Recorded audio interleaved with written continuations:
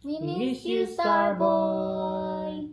It has been 1 year since Starboy crossed the Rainbow Bridge. And today we want to honor him because he has made us so happy throughout the time that we have been with him.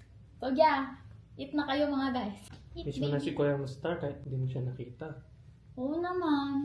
Siyempre, may cake din kami. I ordered this from Sugar Dreams. It says, forever in our hearts, Starboy. Ba't tinatanong nila? Do you miss Starboy?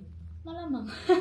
Laging tinatanong yun sa atin. What was your favorite thing about Starboy? Starboy. About? Purring. Yeah, our mother star. Me, his boba eyes. Siya yung pinaka-boba eyes sa kanilang tatlo. As in, black na black. Boba na boba. Pinapayagan ba namin siya mag-girlfriend? Oo, may asawa nga siya, oh.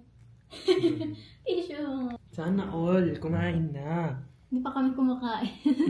Nauna na sila. Can you believe it's been a year? Grabe. Oh, yun na, hindi ka pa tapos. Thank you so much to everyone who has been supporting us. We love you all. And here's to Starboy.